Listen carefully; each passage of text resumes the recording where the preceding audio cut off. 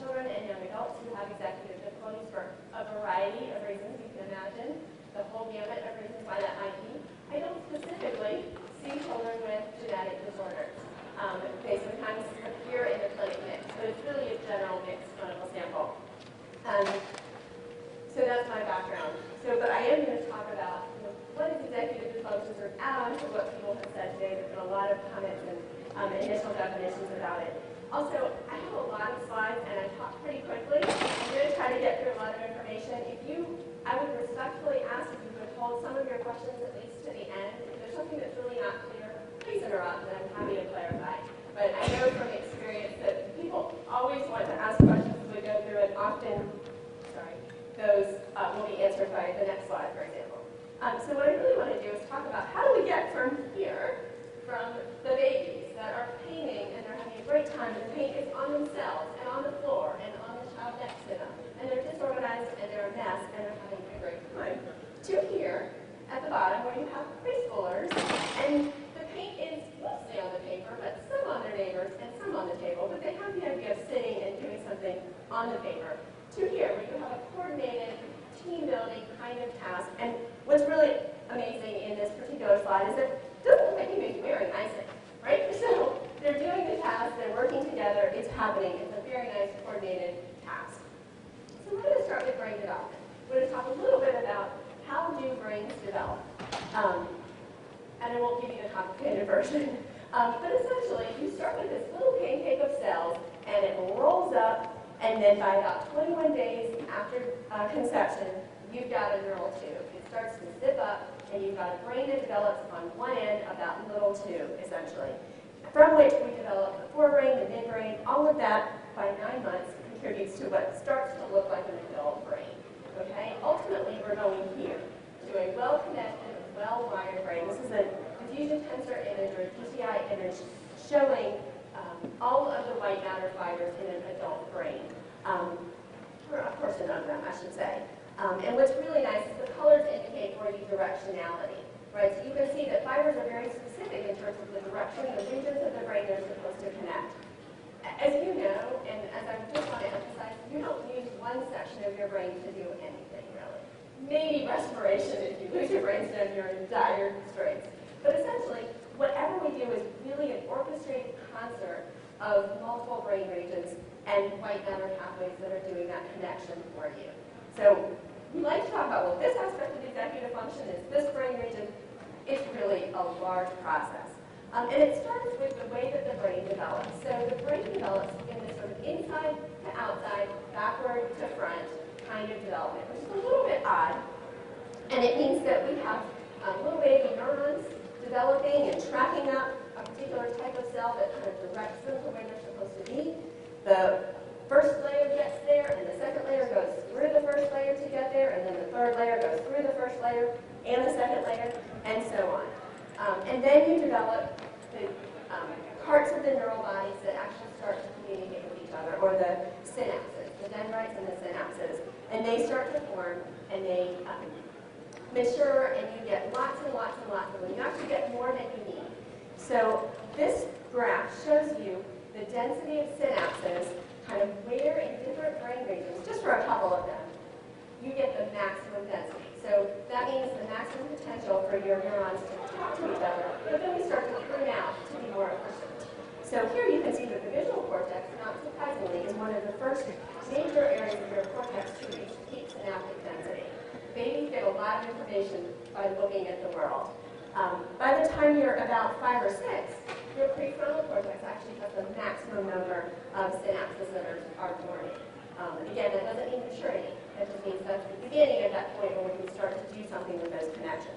But it's really a developmental process, and there are really vast differences in terms of what develops when, and sort of what is reaching a beginning of a stage of developing maturity. So when we think about white matter or those connections, we think about huge differences even over the course of childhood. And what I want you to hear is that all of these skills are really taking place in a developmental context where your brain is developing over years and decades.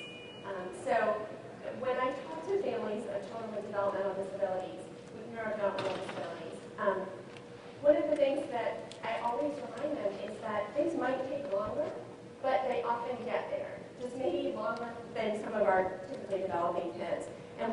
that's true because white matter continues to develop well into your 30s.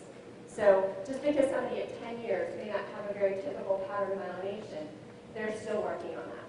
When we think about gray matter development, we've had some nice data from the NIMH study of normal brain development. And so these are two movies I'm going to show you just really quickly. They're about 7 seconds each. And they're going to show you kind of how, when peak cortical thickness develops. This is going to be the beginning of the movie. What you're looking at now is age 4. We're going to end up at age 20. This first view on the left is a dorsal view, so looking down on the brain from the top. The bluish purplish on the bottom is the occipital lobe, or the back of your brain, and the top of the slide is the front of the brain on this first one. The little scale, I know you can't read the numbers, the little scale on the side basically means that the cooler the color, the more mature the brain thickness at that point, okay? So red, yellow, not mature at all, purple, very mature, okay? So here's the top view. Starting at 4, you can see that the maturation comes down the motor strip, that's first, and then it starts to go forward. But even by 20, the only thing that's purple is really just that motor strip for you, right? So none of the rest of it is fully finished in terms of gray matter development. If we look at the right, this is a right-sided view here, okay? And that's important because we're talking about a region that develops even after the left hemisphere. So language being an earlier developmental skill than some of this regulatory, parietal, integrative kind of information. So here, same thing, starting at 4, going to 20. And you can see that the development again proceeds down that motor strip, comes up a little bit from the poles, but even at 20, there's a lot that's not even blue, right? It's still green. And in fact, if you look, can I put the cursor on here? Yes. Right here, this region right in there, sorry, it's a little bit hard to look at the point. That right there is your orbital frontal cortex, right? That's what helps you regulate, manage your affect in an emotionally exciting or stressful situation. By 20, it's still bright red, right? It's not even nearly at the point of peak cortical thickness. So really immature still. That in fact doesn't mature until about 32, 33, 35 for most of us, right? And just to sort of clarify this, so this is a slide taken from sort of a reproduction of these data. But what I liked is that when you think about that dorsolateral prefrontal region, and it says where executive function happens. Remember, that's not true. It happens in concert with lots of regions. But you can see that even at 20, they've highlighted right there in that little box on the far left that it's not even purple, right? You've still got green, you've still got some blue. There's just a lot of maturation that happens. And so when we're thinking about executive function and these skills, we're thinking about a dynamic brain. We're thinking about dynamic context and a lot of development that has to happen. And a lot of times, our schools expect kids to be where they should be before they're actually going to be there, right? So they think you can handle 7 classes and you can handle getting all of your books out of your locker in the morning for every class that you need until lunch. And don't forget your homework because you're going to have to turn it in, right? That's a lot. The other thing we have to think about is sex differences, right? And I don't mean this necessarily in the sense of sex chromosome variations, but simply between girls and boys, there's big differences in brain development, and this is true for all of us. So in terms of these figures, blue is for boys, pink is for girls. This is from a paper by Jacobson. Again, looking at that development sample. Boys' brains are bigger, so total cerebral volume is higher in boys. They tend to have more white matter. But if you look at the two figures on the bottom, for gray matter development, and this is actually true for white matter as well, but we're looking at gray matter, the arrows on the figures show you where peak gray matter volumes are achieved. You'll notice that girls are about 2 years ahead of boys in both of those regions, right? So when you're thinking about executive function, you're thinking about the developmental context, girls are going to get there faster, right? Boys are going to look like they're behind, even when they're not. So, in summary, neural development, in terms of thinking about what we need to know, brain development is a long, involved process that goes all the way into our 3rd decade of life, involves growth in both gray and white matter over time, including myelination, so increases in white matter, building more synapses and pruning them, modifying them, making sure that the communication is as efficient and targeted as possible. The processes begin in our sensory motor areas, like that motor strip, like vision, followed by association areas, so areas where we start to put things together, and then moving into prefrontal, sort of more regulatory areas and directional areas. And these, again, continue well into adulthood. So it's really a sustained process, again, that isn't finished for a very long time. So within that context, let's talk about executive functions, okay? I'm going to recommend this to you as a resource. I have a number of different resources throughout, because I know people want to know where can I find some good information. The understood.org is the new website for the National Center for Learning Disorders, I think that's what it's supposed, NCLD. And they have this free ebook on executive function that parents and teachers can download. Anybody can download. They may ask you to put in your name, but you can download it and then you can share it as much as you want. It comes as a PDF. And it's really well written and even something you can share with a middle or high school student. So that said, what is executive function? You've heard a lot of words about it today, but at core, it's a construct that really means those behaviors that help us sort of self-regulate, that help us manage in life. And it's necessary for coming up with a goal, planning how to get there, how to accomplish that goal, and carrying out those plans that you have made, right? Making that happen. So Martha Declan, who's one of my mentors, talks about it being important for selecting and sustaining actions, right? And guiding behavior in the context of rules. So you have to figure out what the rules are and how your plan needs to fit into what the context of the situation is. This idea of preparedness to respond. It's not just how you respond, but it's getting yourself ready in lots of different ways. Preparing a response, even at the sort of millisecond kind of level. And it's something that we use in terms of solving problems when something is novel and non-automatic, right? If it's automatic, if it's well-rehearsed, you don't need executive functions. It should just be almost a reflex.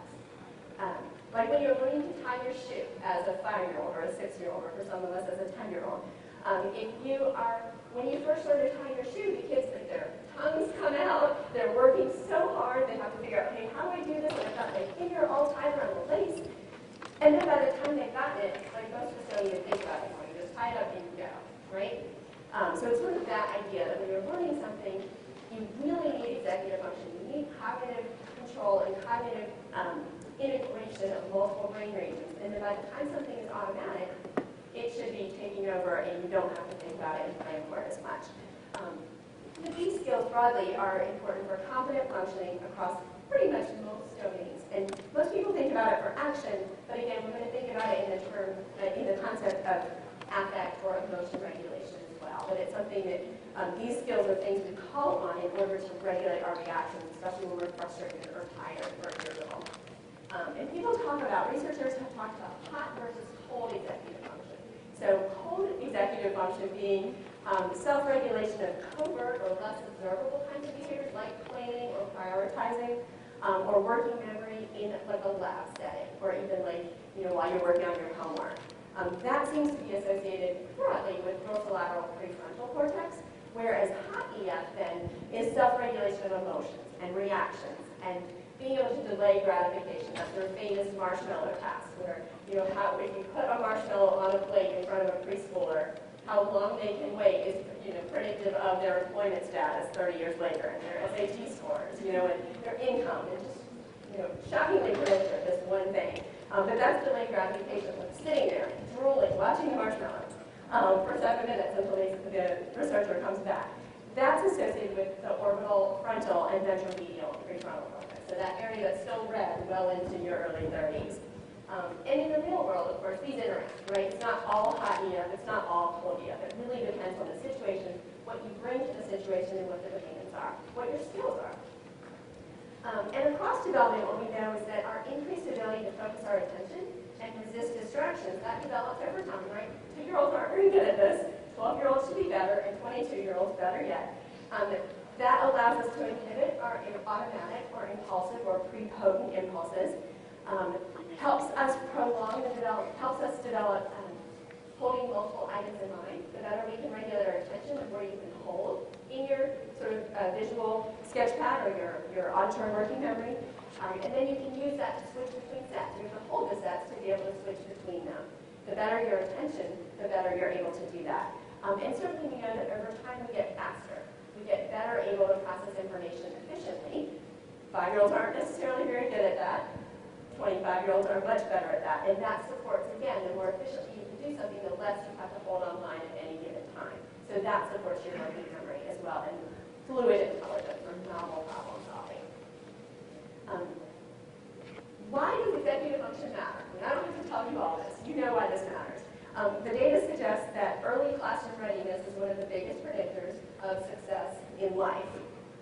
Sadly, right? It should be lots of other things that should be just as predictive. But they did a survey of kindergarten classroom teachers across the country. This was about 10 years ago. And the kindergarten teachers routinely, across the board, said more than half of their children entered the classroom not ready to learn. And they cited behavior, self-regulatory behaviors specifically. They're not as concerned about whether the children come in knowing their letters. Common Core side, that may be a different kind of situation. But when you're talking about readiness, they're talking about being a learner, right? School-related behavior. Do you know how to learn? Do you know how to regulate your early social emotional interactions with your peers? Can you wait? Can you take your turn? Can you share the markers? Those kinds of things. And what we know is that in terms of those kinds of skills, they set kids up for a negative feedback loop, right? If you are the one who has trouble sharing and you're always getting yelled at, you're going to start feeling badly about yourself. And then you're going to be more likely to act out, and then you're going to get yelled at more. And it goes like that, right? So we're setting kids up sometimes for negative feedback loops and reduce self-esteem. And we know that having positive social skills, or emotional IQ, EQ, is a protective factor that actually predicts later achievement. So later performance-based school skills are predicted by their social skills. So we also know that in terms of learning specifically, executive function matters. So when you think about school-related kinds of behavior, not academic performance, but academic behavior, focusing attention, right? It requires that you select your attention and you tend to what you're supposed to attend to. If the teacher is talking, you're supposed to pay attention to her and not to the kid next to you who's goofing off, or not to the child in the back of the room sharpening their pencil, etc. Focusing your attention and having selected attention on what you're supposed to attend to. Being an independent worker, which is what kids always get scored on their report cards for, requires things like inhibiting an impulsive response, inhibiting distraction, initiating task performance, remembering what you're supposed to do, working memory, holding that in mind. Sitting still by itself requires inhibiting behavior, shifting your attention from the fact that your chair is uncomfortable to somebody's talking to you and what you're supposed to be attending to. So all of those kinds of things certainly require executive function. And then we think about even toddler level EF. So they can assess some of these EF skills even in infants. When we think about toddler and preschool functioning, we know that that specifically affects achievement. So early self-regulation affects numeracy, so math skills, literacy achievement, even after you control for big predictors like IQ or cognitive reasoning ability. It predicts use of self-regulatory strategies later on in school age. My dissertation actually looked at preschool EF, looking at middle school competence, social competence, academic competence, discipline referrals, those kinds of things. Highly predictive. And there's certainly a differential prediction for some of those cool skills, the planning, the working memory, and the hot EF, or the delay of gratification, with those being, the hot EF skills being more associated with ADHD kinds of symptoms, the impulsivity, the hyperactivity. So what is EF? Well, you know what it is when it's not there, right? It's a messy backpack. It's the homework that's shoved in between the binders and it's going to end up in the back of the backpack and not turned in. It's the messy locker that has last week's dirty gym clothes underneath the books, right? That's what it isn't in. What is it? So I'm going to borrow a few slides from the NCLE, the Executive 101, because I think we have a really nice description and it's something that we'll walk through a little bit. So these are things like the planning, the organizing, the strategizing, right? Paying attention or remembering the details when you need to remember them in order to be able to keep track of what you're supposed to do, finish your work on time, keeping track of multiple assignments or multiple tasks, whether that's at work or at school, reflecting on your work, asking for help when you need it, being able to figure that out, engaging appropriately in group dynamics, right? Registering your perspective being different than that of the listener, adjusting your dialogue accordingly, waiting to speak until you're called on. All of these kinds of things require functional EF competence. And think about doing something. So we think about an action, right? You're supposed to complete a task, whether that's work-related or school-related. Well, that requires that you figure out what you're supposed to do. You step back for a second. It requires organizing, prioritizing, activating to work. Like, okay, I need to do this thing. So, okay, so you start going, you self-regulate your actions. I'm completing my task. It requires memory or working memory, that you're remembering what you're supposed to be doing. You're keeping the task instructions in mind. You're remembering which step of that long division problem you're on, which you've already done, what needs to come next. When you get frustrated, because you can't do it or you can't remember what the teacher said, managing your frustration, managing your emotional reaction to frustration or to challenge. Titrating your effort, right? Making sure that you're remaining alert, focused, that you're continuing to persist even when it's frustrated, and that you measure your speed relative to the amount of time that you've got left, right? You've got a deadline to meet. Are you going to get that project done? Are you going to get that, whatever it is, proposal written in time to get it to your boss when they need it? That requires that you're focusing, that you're sustaining that attention to your task, and that you're shifting between components as you need to. And again, then if you run into a problem, you're organizing, prioritizing, activating, and we get back around the circle. Right? So these are multiple pieces that all interact together while you are completing any given task. If we break them down into components,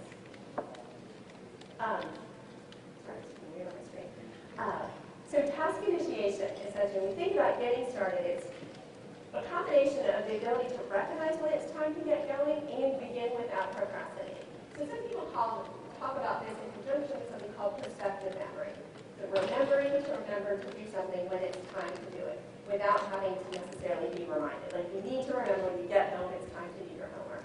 Well, it's easier if you have a routine. And you know that every day you come home, you get your snack, you start your homework, or you go outside and play, and then you start your homework. Whatever it is. But if you don't have a routine, then you have to remember to do something. For example, if you're supposed to take a medication twice a week, it's not necessarily in your routine. That's harder, right? You have to remember to take this. Oh, is it Tuesday yet? I take it on Tuesday, but not Wednesday. And it's Wednesday. Did I take it yesterday? Right? That kind of thing. Extra memory, extra initiation required. So kids who have trouble with this sometimes look like they're procrastinators. They might start something at the last minute. They often have trouble with planning and organizing as well, but they often seem to get overwhelmed, and so they can't initiate. So I hear, he's just lazy, or she's unmotivated, or she doesn't care, and of course, that's often not the case. Impulse control, right, or inhibition, when you think about being able to inhibit and stop and think before you do something. So for many children with ADHD in particular, Bartlett would say inhibitory control is a core weakness in that cluster of symptoms. But regardless, kids who have impulse control difficulty often say things without thinking, right? On my mind, out my mouth. I'm upset, I hate you, right? That's what you get. Immediately comes out. Or they just do whatever they want to and forget, honestly, that they're supposed to be doing something else. Speed through their work, make mistakes, just to be done. So I hear a lot, he's distracted by everything, or she's really quick to react, and she'll say whatever it is that she's thinking. You get those kinds of symptoms that parents complain about. Working memory, right? So the ability to hold some information in mind and either do something with it or use it to perform another action. So the classic example is, if I gave you a phone number, this is before the age of smartphones, if I gave you a phone number and you had to hold it in mind while you walked to a telephone, right? Could you do that, or would you get all the 9 digits, whatever, 10 digits, in order correctly? I probably would. But, so working memory. So you have to be able to remember and apply crucial information about the task in order to move to the next one. So think, sort of the classic example that I see a lot is kids that have trouble with long division, right? So a lot of steps, you have to do them in the right order. If you don't, you're going to get the wrong answer. And so they have trouble getting all the steps in the right order, remembering which to do after they've done one thing. Especially if the task has multiple steps or multiple sets of directions, that can be particularly hard. And so these are the kids that can only follow one direction at a time. I ask the parent, well, how does Susie do it? Do you give her 3 or 4 step directions? She's 15, it would be appropriate. And she says, oh. Mom says, oh, I don't do that. I tell her to do one thing, and then she comes back and checks in with me, and I tell her to do the next. Well, that's one way around it.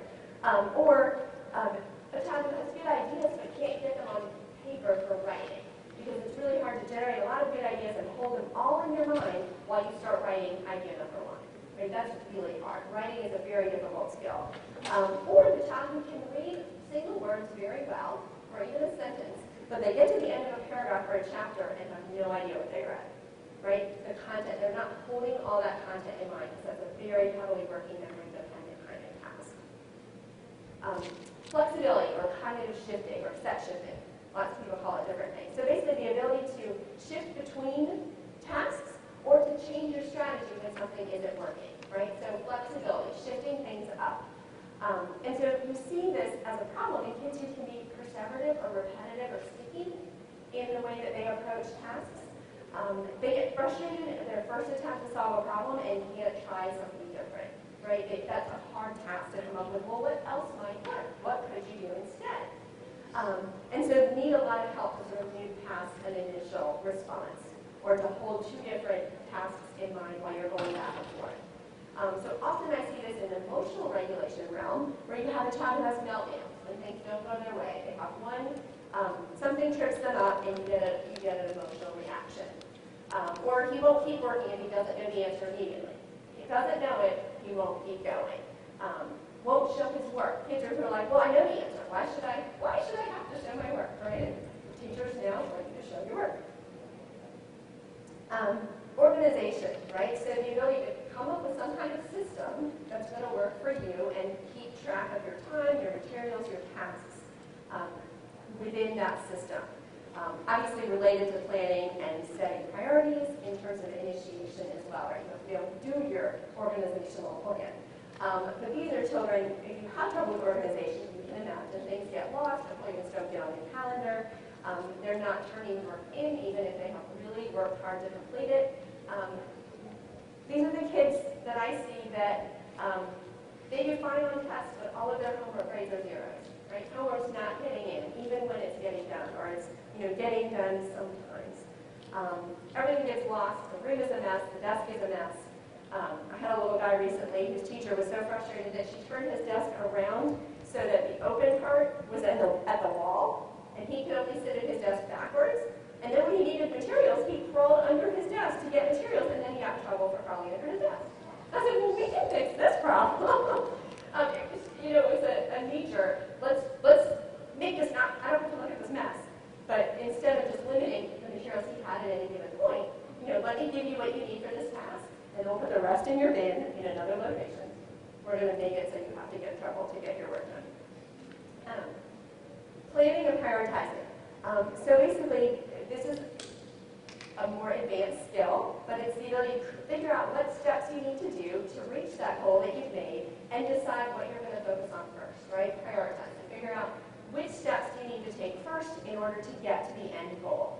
And the children that have trouble with this tend to also have trouble with the affect regulation piece. They get really frustrated very quickly. They have trouble sort of figuring out, how do I do this multiple part task? How do I write this essay I'm supposed to write? And can't independently figure out, okay, how do I break this down? What do I do for this? Sometimes, at the very bottom, as I said, sometimes underestimating the complexity, because if you can't figure out a plan, you don't know how long it's going to take you, so then you're not done in time. So here's the kiddo that leaves things to the last minute, can't get it together, or again, can't get her ideas on paper because she can't organize and put them in any kind of framework necessarily. Self-monitoring. So self-monitoring applies to tasks, but it also applies to your social interactions, right? You have to monitor what you're doing. You have to notice if you're not following directions, or notice if you're not completing a task in the correct way. Cleaning up your room, right? Are things getting where they need to go, or is everything going in the closet, right? That's not following directions. But also self-monitoring how other people respond to you, right? How they perceive your contributions to the conversation, to the game, to the task. And so sometimes these kids misjudge their own product. They don't have that sense of, I can figure out that, yes, I didn't do that right, I need to go back and look at it again. Or I'm not sure, so I'm going to ask for help. That's good self-monitoring. So these guys are potentially individuals who jump in and start a task, but forget to read the directions, so did the wrong thing, or constantly getting off task. and distracted and have no idea why their homework takes so long. I had a family recently who said, Monday was a holiday, this kid spent all day working on some task he was supposed to do that really should have taken like an hour, spent the entire day working on this project. Emotional control. So thinking about affective regulation, thinking about how do you manage your feelings, either by thinking about what you're trying to accomplish, thinking about your goal, or managing constructive criticism, or figuring out how to tamp down your reaction. Or we all get upset, we all get irritated. Can you manage your own reaction to those things that cause frustration or irritation or anger? And do you overreact? Throw the chessboard, stomp out of the room, do whatever, or can you say to yourself, okay, it's just a game, or okay, I didn't do well on that test, I'll study more next time, right? Is there a compensation that goes with it? So the child who overreacts to everything, can't handle changes in routine, often overreacted to changes in routine, and may have trouble getting along with their peers too. But ultimately, this is where we're going. We want an expert in self-control or self-regulation, right? That's where we would really like all of us to be, our children, our families. Broadly, when we step back, right, because we know, especially from the talk you just heard in here, none of this happens in isolation, right? So our functioning is a product of multiple different pieces. The abilities, not just intellectual, but the abilities that we bring, adaptive skills that we might have, our health, our participation in the community, the context, but all of that is sort of mediated, if you will, allow me to use a statistical word, by the amount of support provided, right? So the support that is provided to each of us allows us to function optimally. And the better support we have, the better we're going to function. And if you have no support, then things are going to be harder. And when we think of, so this is a model that was devised to really think about an individual's intellectual disability, but it applies to everybody regardless. In that we're really dependent on the amount of support. I mean, our smartphones, right? If days when you get an email, or you can program it as a reminder, you can use it as an alarm clock. Like, there's lots of things that we depend on some additional supports for. And when we think about school, I'm going to apply this to school for a second. One of the things to think about is that as children go through school, I put the grades on the bottom of this little figure, and the y-axis is going to be sort of amount of stuff. And the first thing I want to think about is content. Right, so content or expectations. As kids go through school, the amount of content they're supposed to master increases dramatically, but also the amount of expectations for behavior, right, increases, for self-management. All of that stuff increases substantially. Well, what happens to the amount of support your school or your teachers provide you? It goes down, right? So I can't tell you the number of times I've had a family say, well, the teacher says, you're in 6th grade now, you ought to be able to do this. Well, 2 months ago, you were just finishing 5th grade, and they were helping you all along the way. But really thinking specifically, too, I've put on the graph very specific grades very thoughtfully, because these changes really, it's not a smooth change. It can be really dramatic jumps. When you enter school, kindergarten, when you enter 1st grade, oh my gosh, everybody's supposed to be reading. 4th grade, you really have to start to buckle down. You get a lot more content. Middle school, high school, and certainly beyond, right? And the changes in educational demands are reflected in those very specific areas, right? So in 1st grade, you're learning to learn, learning how to be a citizen, you're learning how to read. By grade 4, you're reading to learn. You're reading for content. Here's your history book. You need to read. You need to get information out of it. By middle school, you're expected to learn to organize your own learning. By high school, you're learning to read and organize and learn kind of all on your own. All of that's supposed to happen independently without a lot of support.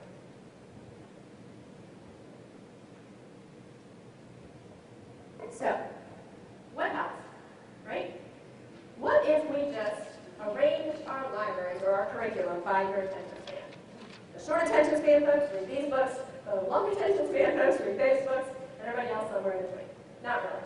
What if we just stuck a sticky on you for everything you were supposed to do all day long? That would probably make me scream too.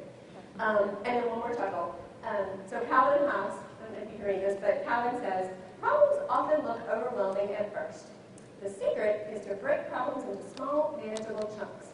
If you deal with those, you're done before you know it. For example, I'm supposed to read this entire history chapter. It looks impossible, so I break the problem down. Hobbes says, you focus on reading the first section, Calvin says, nope. I ask myself, do I even care? That's the first step, right? Okay, so really, intervention supports. I'm going to tell you that my profession, my bias, I'm a neuropsychologist, so I think, and you've heard this before, that it's very important to identify everything that's going on, right? What are the comorbidities? Is somebody having difficulty because they do have symptoms of ADHD? They have anxiety. They're easily overwhelmed. They have a learning disability. They have language problems. They have hearing problems. There's reasons why people might have difficulties that may not solely be executive function per se. So identifying what's going on is critical, because if you don't treat all of those pieces appropriately, you're not going to solve the problem. So we want to deconstruct that problem through a thoughtful assessment. So why is the child or the individual having difficulty? Is it because of working memory difficulties? They just really aren't holding as much. And I've literally been able to measure that and say to the family, your child is holding about 4 or 5 pieces of information. So if you give an instruction that is 3 sentences long, you have lost that. They can't do that. You're going to have a problem. Comprehension. Do they understand what they're supposed to do, right? Are they really slow to process, really slow to get going? And so if your working memory is even average, but you're really slow to get going, then you've lost your, things start to fade out of working memory before you can get going. Poor retention. Is there a learning or a memory difficulty where it's just really hard to retain information over time? Or is there something else, right? Like depression that makes you slower and more cognitively effortful to do things, or more easily frustrated? Is there a learning disability, again, that contributes to that? And to what degree do these things contribute, right? So really figuring out what's going on is really important. In terms of what to do, so we're thinking about the locker, we're thinking about a child that's having difficulty. Well, one of the things that I think is really critical is considering that child environment fit, right? So does the child have the ability to meet the expectations? Or do we need to modify those expectations? Are we expecting things that somebody can do? You have think about age and grade, right? You have let's say, September 1 cutoff for kindergarten entry. Well, who's in that kindergarten class? Let's say you have a boy with an August 31st birthday, and then you have a girl with a September 2 birthday. You guys do their brains, right? That girl is at least a year ahead of that boy in terms of her brain. Plus, she's got a whole year of development as well, right? Can we expect that little guy to sit in a chair and start writing his name? Probably not, right? He's just barely turned 5. So again, expectations relative to brain development and what really is reasonable. And so adjust those, right? If we can adjust it back, expecting success so that we can avoid the affective overreaction, the tantrum, the impulsive frustration, we're ahead because we've taught the skill. So can we change the setting? Right? Can we change the way that we've asked kids to do something? So, for example, with that locker, so one thing that kids have a great deal of trouble with is we've got one locker here with one combination for my textbooks, and in gym I've got another locker for my gym clothes with a whole different combination. Right? That's frustrating. And then I forgot both of them, and I'm too embarrassed to ask them because I forgot my locker combination. So can we change that up? Right? Can you have one locker? Can we put a teacher, special ed teacher, colleague, who's fantastic, who got road ID bracelets for all of her students, and put their locker combination on them? Brilliant. So it's always right there. You got it. Can we change the task? Again, can we simplify it, modify it? For some kids, it means instead of 10 math problems on one page, how about 2 problems per page on 5 pages? It's way easier, it looks way easier, to do 2 problems and say, phew, done with that page, than to stare at 10 problems, right? It's not simplifying things, but it's changing the task to make it easier for the child to accomplish. But then thinking about providing more structure. We'll go into this more. Can you give more specific directions? Can you repeat the directions? Can you add or modify prompts or cues to help kids along the way to figure out what it is, how much support does that child need, and in what way, right? If telling them to go brush their teeth isn't good enough, if there's a picture of the toothbrush on their door, is the toothbrush sitting on top of the pajamas, right? How many ways do we have to prompt and cue in order to make it happen? Can we change up the feedback? So instead of constantly saying, didn't I tell you? How many times have I told you? We can provide feedback that's actually motivating, right? And you can let you earn your way into getting something that you want. For younger kids, 10 minutes earlier or later bedtime would be motivating. You can't tell time very well. Sure, 10 minutes is later bedtime if you get everything done by the time you need to do it, right? Sometimes that can be really motivating, and obviously bigger things as well. A lot of times it's the screen time.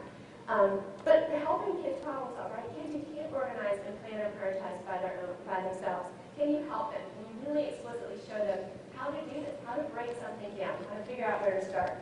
And can you help them monitor progress? Because that's a really complicated skill.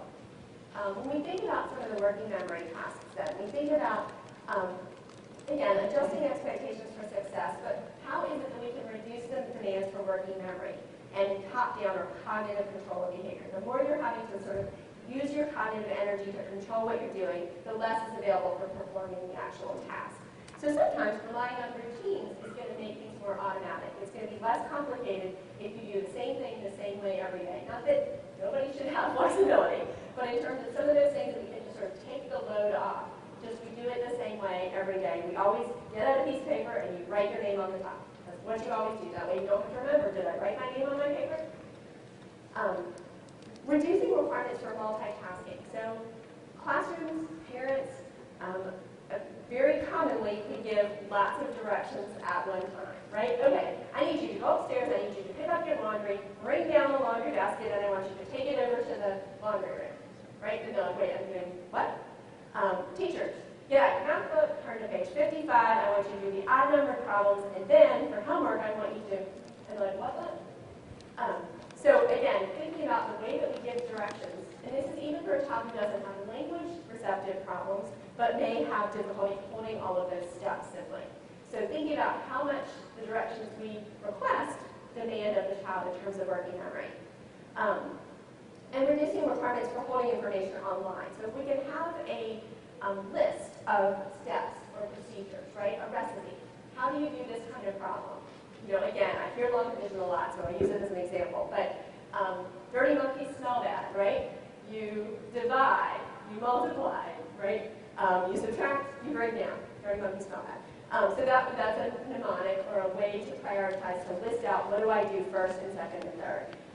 Effortful search and retrieval, right? So if you have to hold information, if you have to really kind of look through a lot of information, looking back through your chapter to figure out how do I do this, that's hard. That takes a lot of organization, a lot of self-monitoring, a lot of working memory. So if we can reduce those kinds of demands by being more clear about the task, being more explicit about the directions, providing more prompts, we're going to have fewer difficulties, and the child, hopefully, or young adult will be more successful. Thinking about reducing the organizational demands that are intrinsic to a lot of the tasks that we request. So if we're asking somebody to write an essay, produce a product, that's a very complicated task. It requires a lot of organization, a lot of working memory, not to mention how do I prioritize and figure out what should come first and second, and then self-monitoring. Do I have enough supporting details? How many supporting details was I supposed to have? Oh, do I have a topic sentence, etc. So these are places where something like a graphic organizer comes into play, right? Can you provide something where somebody can visually just say, oh, this, I'm going to write about this, and this, and this, and I'm going to connect them in this way, and then we're going to press a button, and that software is going to switch it into an outline. And I'm going to start going from that outline that I've now produced. Can we coach, again, very explicitly, organizational strategies? Can you model that, right? Can you show somebody how you do it over and over and over? Because we all learn from repetition. Can you provide cues and opportunities for practice? Again, with the lockers. Can you come in ahead of school where it's possible? Can you practice how to get into your locker so that when you actually have to do it, it's not anxiety-provoking and overwhelming and kind of scary? Thinking about, again, our inherent language demands and what we ask, the complexity, the length of directions that we give, the vocabulary knowledge. Sometimes teachers give directions and don't realize that the kids don't even understand what they're talking about because the terms that they're using they have not predefined. So thinking very carefully about what words are we using and are we sure that the children know them? Or, again, reminding children of what the terminology means. So thinking about the when, what, how, or the big 7 of intervention support. So when you're thinking about a work product, you have to know when to start, right? You have to know what to do. You have to know how much to do and how to do the task. We forget this one a lot, but it's important. What does finished look like, right? What do you need to do so that you know you are finished? The self-monitoring, self-evaluation piece. How do you check your work? right? Are there strategies for that? In math, you can figure out what you need to do pretty easily. On other kinds of tasks, it's sometimes more vague, and so we need more explicit prompts on what does checking my written work, what does checking my reading look like? And then what to do next, right? We have lots of situations where individuals get in trouble because they're not doing the next thing appropriately, or they don't know what to do next, and so they're moving on. Not intentionally, but they're not clear about what to do next. So specifically, providing strategies explicitly, teaching strategies is important. And when we get into, unfortunately, I was a school psychologist for a while before I went back to being a neuropsychologist, so I've been in the schools. I know that there's a lot of focus on content, and we have to cover these instructional topics, and we don't spend as much time as we could on strategy, on how do we learn, and how can you approach topics in an appropriate way for that child's age or grade placement. Modeling and teaching self-regulatory strategies, and I'll talk about this a little bit more, but how should somebody modify their reactions, right? What are some things they can tell themselves? What are some things they can do? How can they be successful in that way? Teaching and coaching mnemonics or memory strategies or recipes or cues. Explicitly showing somebody how to do that and when would you use it, right? When you use this versus this one. Teaching organizational methods. Teaching them how do you get your binder together? How do you figure out if you turn in your homework or you haven't, right? How do we check for these kinds of things? How do you self-monitor your progress, right? Some teachers are wonderful about this and really show kids, here's how you graph out what you've done. Here's how you graph your grades, or here's how you keep track of whether you turn things in or not. That requires a lot of teaching because you don't just know how to do that intrinsically. You need someone to teach you how do you keep track of what you need to do. How do you get key information out of a textbook? Right? People say, read this chapter. Well, what am I supposed to do with that? Right? You can't remember 30 pages of information just for me. Most of us can't. Most of us don't have those visual memories where you can just hold all of it in your mind. So how do you know what's important, right? The pre-teaching of look at the questions, look at the main ideas, read the bolding, right? How do you know how to get information out of a chapter? Teaching metacognitive strategies. There's data suggesting that reading interventions are more successful when we teach metacognitive strategies at the same time as core reading skills, because kids need to know how to approach a comprehensive reading task, and that will improve comprehension. Social skills, right? Teaching and rehearsing, and I don't necessarily mean a social skills group. I mean using opportunities that you have with your child, that you have with your students, to do those kinds of things, to really practice. What do you do? What's appropriate? How do you know what's appropriate? How do you manage if somebody disagrees with you or somebody takes something that you need? And we also know some of the data suggests that if there's a slight unpredictability, so routines are good, but if something comes at you in a slightly unpredictable way, you're more likely to be on the edge of your seat, aroused, ready to go, focused. So again, thinking about solving a problem, right? You're thinking about identifying long and short-term goals. What do I need to do here? How am I going to accomplish what I need to do? Plan a strategy, right? What steps do I need and what am I going to do first? Figure out a method to stay organized, right? That's a hard one, but I think we do our children, we do our young adults a disservice if we really don't think about these things systematically.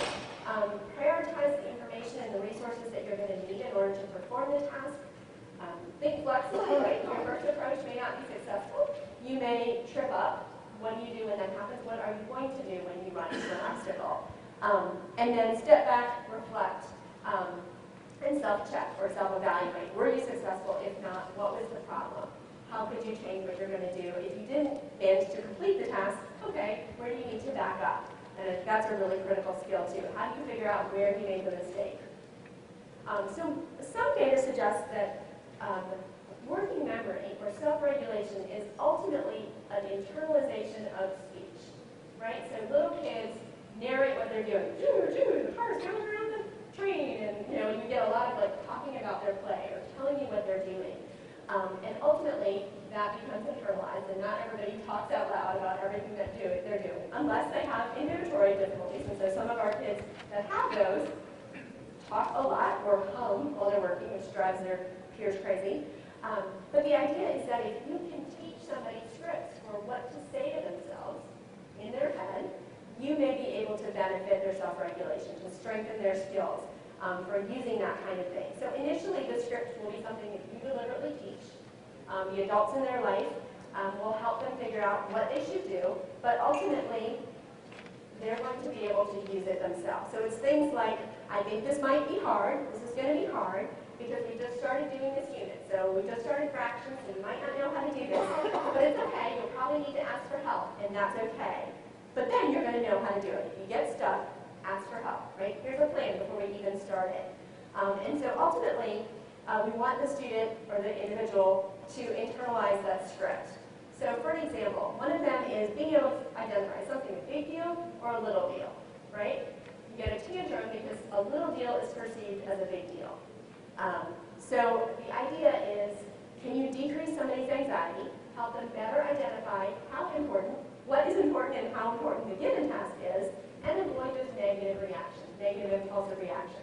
So judging carefully, how long is this going to take me? And when I get stuck or frustrated, I'm going to do X, right? So this is identifying the issue. Something is hard, something is scary, or, is it a big deal or a little deal? If you can say it's a little deal, well, then you can remind yourself, I shouldn't get really upset because it's just a little deal. If it's a big deal, okay, we deal with the big deals. Are you ready or not ready, right? So kids who don't kind of start something half ready, they don't have all the materials, they're not sure what they're supposed to do. Well, this is the idea of helping you initiate and increase your self-awareness around whether or not you've got what you need, whether or not you understand what you need to do. So, are you ready? Well, you're ready because you have a plan, you're ready because you have your materials, or you're not ready because, oh wait, I don't have my textbook. Or, oh wait, I was supposed to unload the dishwasher, and I didn't, I'm not ready because I'm not in the kitchen. So what am I going to do to get ready, right? So identifying that. Another script is it hard to do or easy to do, right? For the child who misjudges 10, again, back to that previous example, 10 items on a page is not any harder than 2 items on a page, but it looks harder, right? So you say, oh, this is hard to do because there's so many on the page.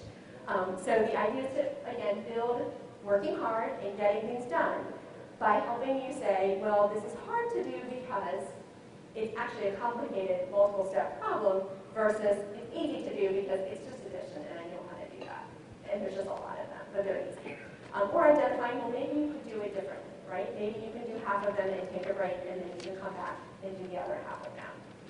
So in each of these cases, you're labeling the issue, you try to figure out where they are on this sort of spectrum, stating the reason. It's hard to do because, or it's easy to do because, offering a strategy.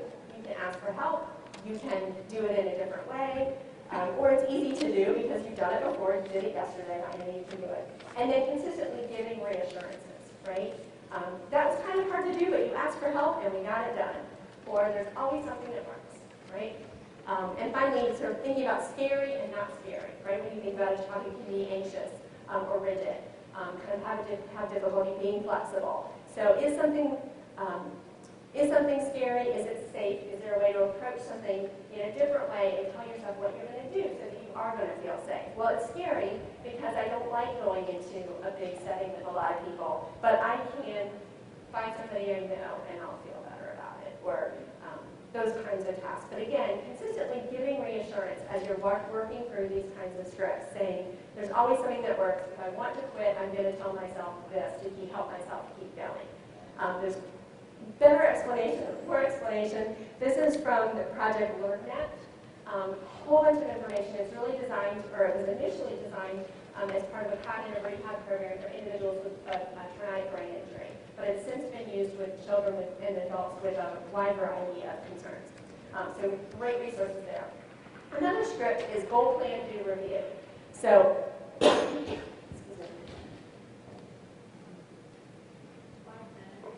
Okay. Sorry. Okay, I'm good. So, let me just try to put these up here. So, the idea is to identify a goal, figure out what you're trying to achieve, identify the obstacle, what's tripping you up, create a plan. How are you going to get past that? What do you need to do? Do you need to do it as a team? Do you need help? Do it, solving the problems or asking for help or revising along the way, and then review. How did it work? How did you solve your problem that came up? What didn't work? What are you going to do differently next time? Again, teaching that self-evaluation process. Okay, very quickly, last few minutes, I have some resources for you. For those of you with children of school age, one thing to know is the Universal Design for Learning. I don't know if has anybody heard of this? UDL? Like, okay.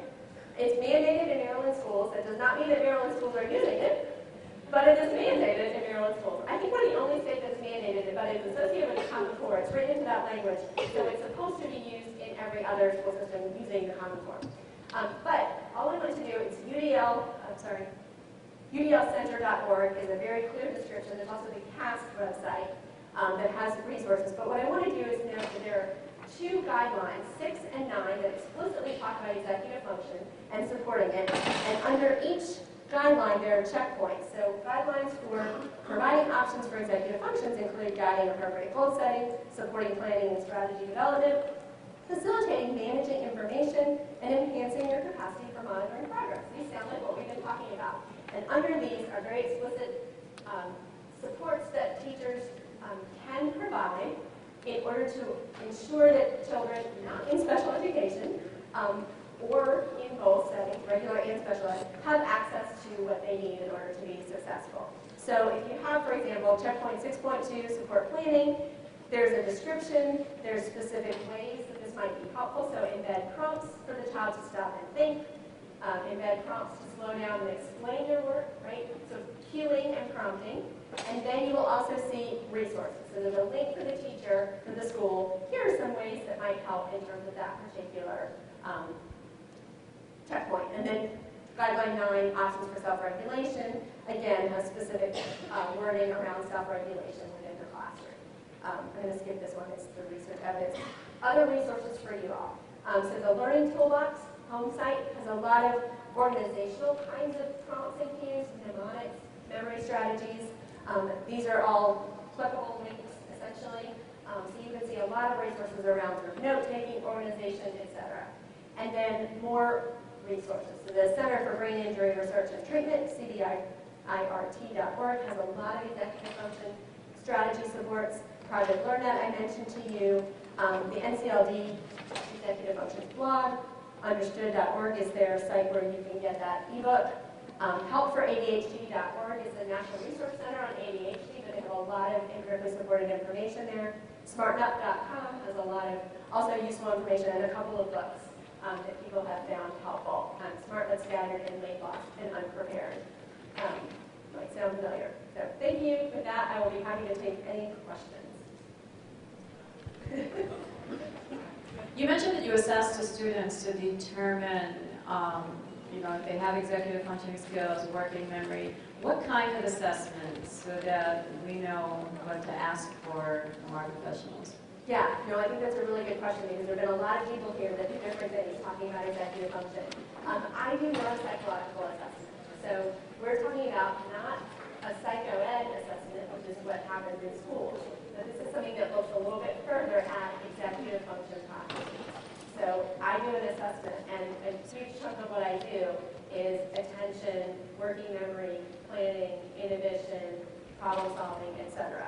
To really set up tasks where I see how well the child does relative to other children their age, and then also getting information from parents too, from teachers about what does this look like in the classroom, what does this look like at home. So it's a neuropsych evaluation.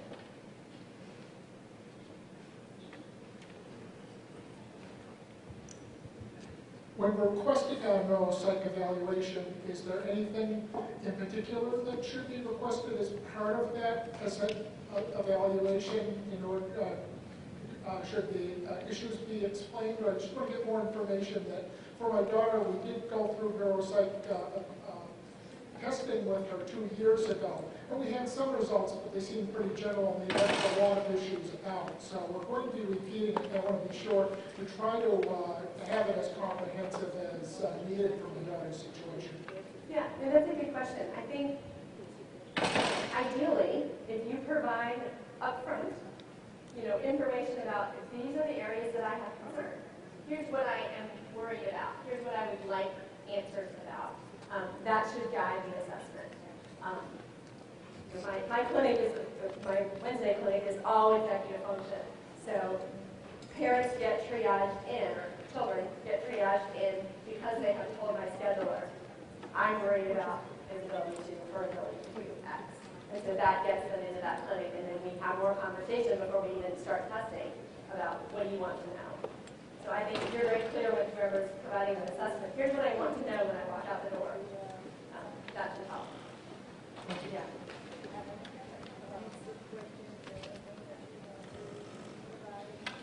First of all, thank you. It was a wonderful presentation. This is a quick question. You spoke about earlier about maturity when specifying different areas of the brain. How do you define maturity, and how is it measured? That's a great question. In those particular studies, we were talking about maturity in a couple of different ways. One was cortical thickness. So a measure of sort of at what point does the gray matter in your brain reach the peak of thickness, after which point it starts to go down. So that's one measure of sort of where in that developmental cycle is somebody's brain. So that's an indicator of a certain point, not final maturity, but an indicator of that. One of the other studies looked at peak synaptic density, or the connections between neurons. At what point do you have the most connections? That's an indicator. So maturity is a vague term. I think it's a good question, because you can talk about different indicators of growth along the way, and we don't mean maturity as final maturity, but sort of where is your brain reaching certain milestones. If you just like learning to talk and learning to walk are milestones, having a lot of synapses is a milestone. But then we know that in order to actually function well, you prune out a lot of those synapses, right? What happens after you're about 5 and on is we just lose a lot of synapses because we don't need them. But we strengthen up the ones that we keep, right? Neurons that fire together, wire together, right? Huzzah. And so we build connections, we make them stronger, because the more we do something, the better that gets. That's ultimately the goal. But those studies were looking at sort of markers along the way as maturity. Thank you.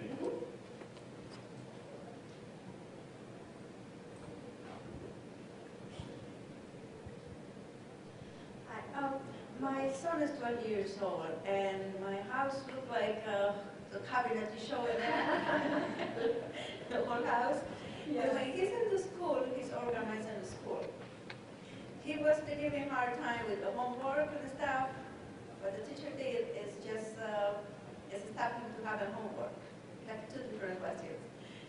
And what can I do to address these issues, especially why he is always messed up with the house and not in other places? Right, that's a good one. I think maybe a couple of ways you can approach that. One is, what is the structure for being neat versus messy? Right, so at school he may have less stuff, that makes it less messy, but it also may be clear your stuff belongs in this cubby or in your desk. And at home it could be anywhere, right?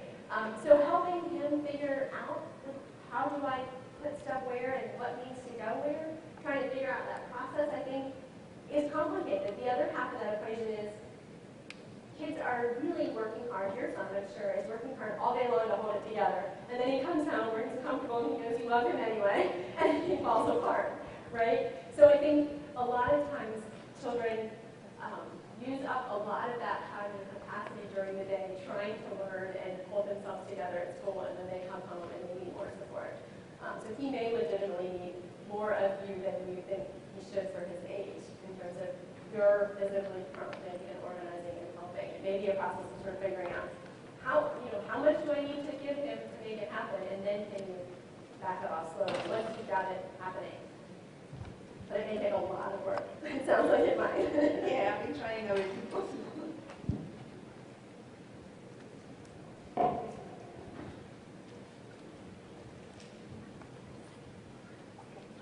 So my question is, I have a daughter who has all of these things going on, and we've done a fair number of them, not all of them.